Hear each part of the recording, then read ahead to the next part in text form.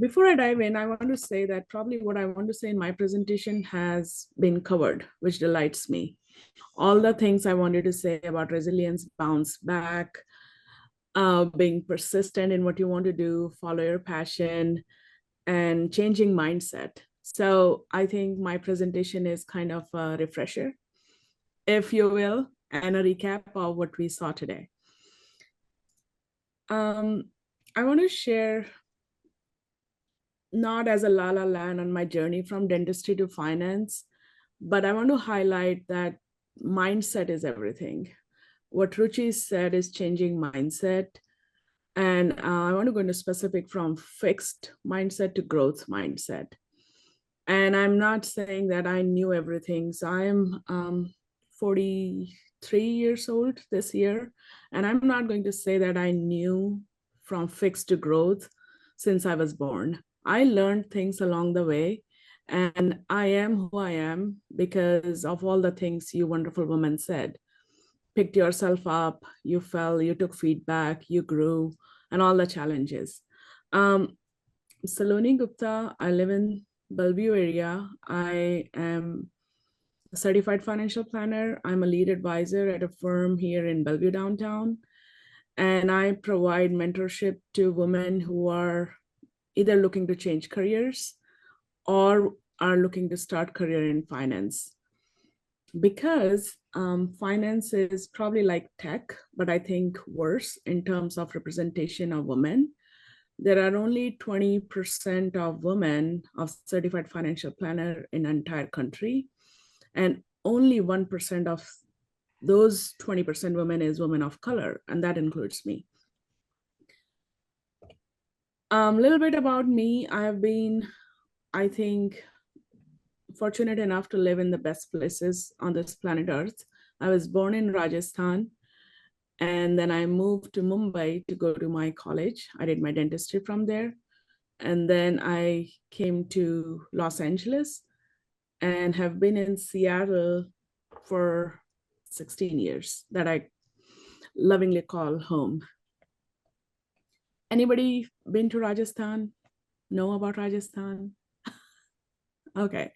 So that holds a special place in my heart. I love that state town. Let's dive in. I got many reminders that I have to stay on time, on track, so I'm going to do my best. What are the takeaways from my story and how I thought while growing up were deep embedded? Now I look at them as myths, but at that time, I thought those were the principles I have to live by. I knew that I have to follow my passion, whatever that passion meant, right? I grew up in a family of doctors, doctor dentistry, and growing up, I only had three choices to pick a passion. I could be a doctor, to engineer, or a failure. Now that rules out that I did not want to be a failure. So just two passions I had to pick from, doctor or engineer. And I said, okay, I'll become a dentist. That became my passion. I did not pick that, but that became my passion. I also learned that I have to work hard, again, whatever that meant. And in that time, it only meant that I had to crack some entrance exam. I have to go to best college there is, and I have to become a successful professional so I can earn my living for forever. I also learned that I have to know all the answers, meaning I exactly have to know what my career choice is going to be. I exactly have to know what kind of person I'm going to marry, where am I going to live. Those were all the myths, now I know. And last, not the least, I think the biggest myth of all is I have to keep succeeding. No matter what I do, if I take a test, failure is not an option. If I am working on a patient, I cannot mess up. Anybody has gone through a root canal in their life? Yes. It's an extremely painful procedure for patients, but I'll tell you from a dentist standpoint that it is extremely hard procedure for dentists. Root canals are such tiny canals where dentists have to go in with very tiny tools and clean it and prep it for a procedure. The chances are if you go fraction of millimeters down, you may break a barrier and you can touch the nerve, which is so bad. As a dental student, I knew never to do that. Thankfully, one of the mentors told me that don't be afraid. It is better to do it now versus in your career. So that would have been a failure if I broke that nerve. But somebody gave me permission to go ahead and try it. So now for my presentation, I want to debunk these myths one by one, and let's look at each one of them, and hopefully there will be some takeaways. We'll look at 4 slides. Follow your passion. No, passions can evolve. Keep working hard. Yes, but hard work is not a straight line. Hard work looks different for everyone. Know all the answers? Not really. You can have more questions than answers. Keep succeeding. Well, failures can also lead to success. I think I heard Dipti say that find your passion and then follow them. But Dipti also said that mindset is everything. So I think they go hand in hand in terms of your passions can change. When I was young and dumb, I thought that dentistry is my passion and that's what I'll do. But as I grew in this country, I learned that there are many options, and there was a hidden passion in me. I always wanted to work in finance. I would, as a little girl, pick up the newspaper and I would always go to stock page and I would always read what is going on, what is going up, what is going down. So passions can evolve, and I follow, anybody familiar with the Ikigai philosophy? I follow that and I strongly believe in that. Perfect, so many hands raised. That if you follow what you're good at or what you can be good at, what you can get paid for, what you love, and finally what the world needs, then you can kind of remove some things and you can come up with 2 or 3 options that you want to pursue. So for me, changing from dentistry to finance was, okay, I loved finance as a little girl, always. Going to Mumbai I was living close to stock exchange. I got to visit that. So I knew I loved that. Was I good at it? Not really, but I took some courses and went to college to learn about finance. So I got good at it. Could I get paid for it? Heck yes. There were many jobs and there was a huge need. That brings me to what the world needs. Well, people need somebody to tell them, make sense of finance. But for me, being an Indian woman in Washington state, there was a huge need. There is zero representation of somebody who is Indian and who can talk finance. So for me, it was best of all world, and it became my Ikigai to change my career, change my passion from dentistry to finance. Hard work is something I learned, keep working hard. Pre-medical test in India is extremely crazy. Like you spend hours in a room studying just to crack a test.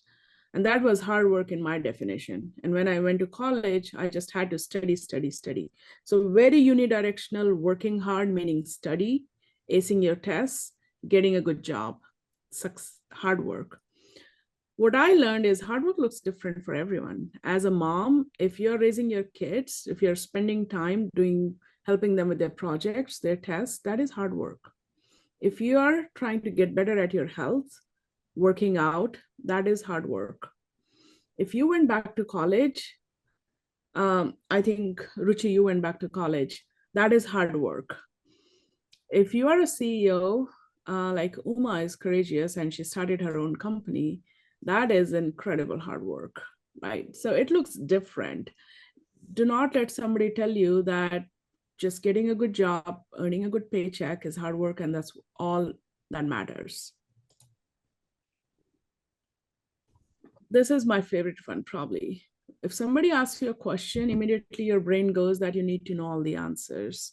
Or while growing up, if I'm 43, there is a societal expectation that I should know all the answers. What I've learned is being a curious mindset. And I think I heard Uma say this too, that she would always have a book in her hand and she would always take some course to learn and improve herself. What that really translates to is Uma probably had more questions than she had answers.